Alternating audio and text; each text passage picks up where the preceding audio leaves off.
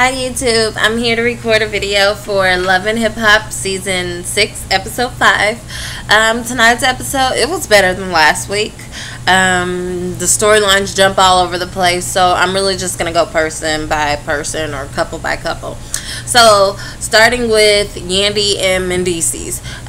They really didn't have much to their storyline except for the fact that Mendeecees' sentencing got postponed, which I think is great. I think the show helps to show him in like a more positive light and like a family man, and he's really trying to work with the community. So I really think that maybe these things may play a part in some of the decisions that are made within the courtroom, because they actually see the type of guy that he is, and he's trying to put forth effort. And he has a lot of kids that are counting on him as well. Nevertheless, he'll still have to serve his time, but as of right now, they're taking every day, day by day, and they're going to be a happy family. So I'm happy about that. As far as Yandy, she is working with Bianca again. Chicken noodle soup. She's working with her. And so she's meeting her at the studio. She believes in her talent. However, Bianca, like myself, is late. So she was an hour late, talking about she was doing her hair and her makeup. Like, Bianca, if you are a person that's late, you have to learn. You do not tell the truth. Like, oh, it took me so long because I was doing my hair and my makeup. Like, no, you come up with some like life or death situation that you were in, and that is why you were late. Like, you say like all your tires were flat or something. Like, I don't know, like say like you got an emergency phone call, or just say simply, oh, it's personal, but I have good reason. And I mean, you don't just tell her I was doing my hair and my makeup. She's not going to want to care, and then she's not going to want to work with you. Just like in this situation, she started questioning whether or not she wanted to work with her. Well, she told Bianca was kind of making me mad because she was acting like a 16-year-old when Yandy was talking to her, and she keeps rolling her eyes and like turning her head, and I'm thinking like, you're the one that's late, but okay, whatever. So she tells her you need to go to an etiquette class with a friend of mine, Tara, and you know, so that you can do better as far as like being on the business side of the industry. And she was like, well, I'm just an artist. No, honey. You have to also be able to maintain a certain image, or you have to be able to be a bit filtered or have a certain type of etiquette in order for people to like accept you in the business or want to interview you or even want to deal with you, period. So apparently Tara is the person for that. Tara don't have her own life together, but she got to help with somebody else's. Anywho, speaking of Tara, let's jump to Amina. Amina meets up with Peter Gunn's daughter, which is really weird because she looks like she's not that far off from her age, and she was like, you know, she's more of a friend to me than a stepdaughter. So you go and you tell his daughter, yeah, he's still playing around on me and da da da. Like, do you know how stupid you look? But whatever the case, she's like, yeah, I was pregnant, basically, I got an abortion. And they're like, oh my gosh. And Peter was like, well, I'll support you either way if you want to keep it or not. And so, but that's your wife. So you must have really not wanted her to keep it, because why would you, whatever. But, you know, it's America, and she can do what she wants to do. She wants to get rid of the baby. She feels like that'll be best for her in the long run. That was her decision. Whatever. I'm in it, and I'm not in it. Next, moving on to Tara, which, side note, next week episode, it's quite obvious she's going to say she was feeling sick and now she's pregnant and blah, blah, blah. And I'll talk about that next week. But anywho, so Tara's talking to Peter, and she's like, I moved all the way out here, and you're doing the same thing. You keep taking me through the same thing. And like, Tara, when she was saying these things last season, I really felt her. I'm like, man, I feel sorry for her. She's hurt.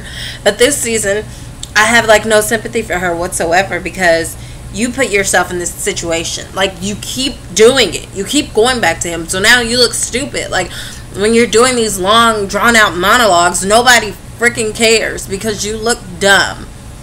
But anyways, Tara has decided to move out and move back to whatever city she was in New York.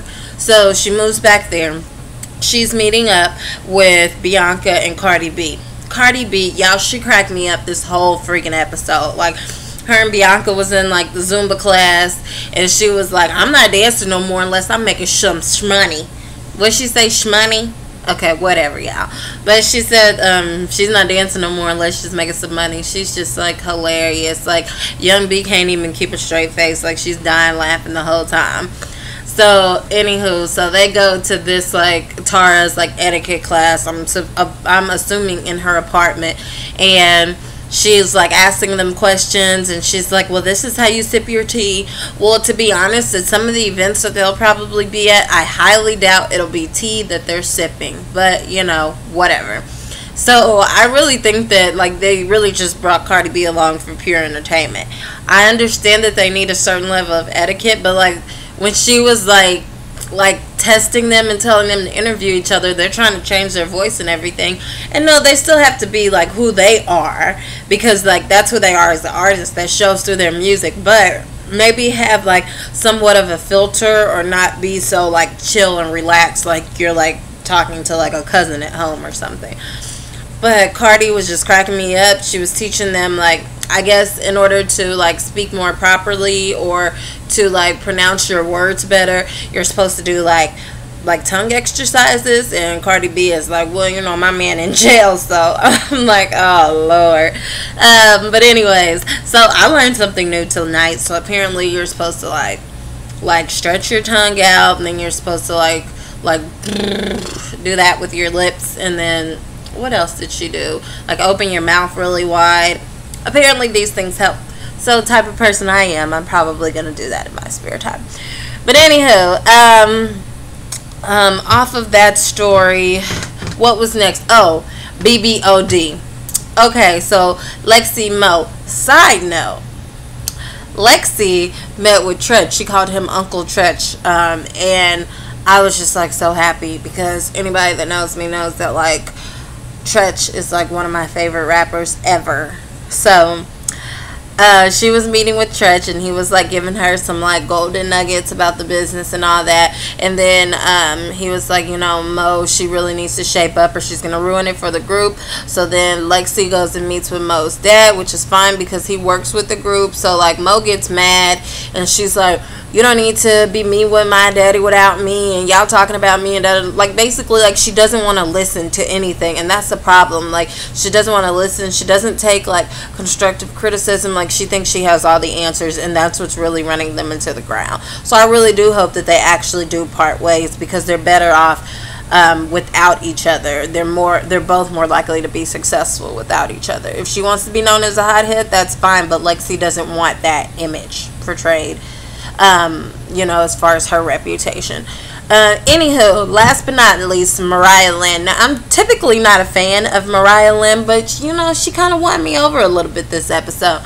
So like she's like a real person. Like the thing with her and Cisco, that is like yuck. That is like freaking gross. Like they don't even look like they go together. But anyways, she goes to go like pick up her mom out of jail because her mom was stealing, because her mom like has an addiction. And her mom's like, and she talks to her mom like she's her child, but her mom acts like a child. And I could see how that would be like really frustrating. But you can tell that she's like yelling at her because she like loves her, and she just like wants her to get it through her head. So her mom's like, well, I have something else to tell you. I'm pregnant. And I would have been like, come again? I'm pregnant. Come again? I'm pregnant. Okay. I'm gonna call you tomorrow. Like, for real. Like, what? Like, you're what? Like, that is, like, really disappointing.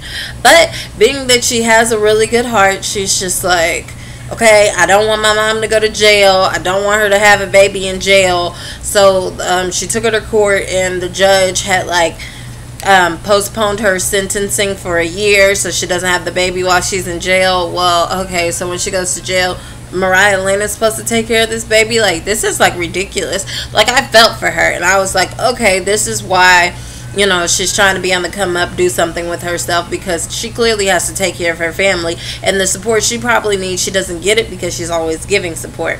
But anywho, side note, I did go on YouTube and I looked up her video, and it was actually, you know, like very catchy. Like, once upon a time, not long ago, I was a hoe. I'm telling you, I felt like I knew the whole song. Like, it was like kind of funny. like if you watch the video. But anywho, don't have much more to say. Please like, comment, and subscribe. Tell me what you think. Also visit my blog at amorgan.blog.com. I'll put the information below. Deuces.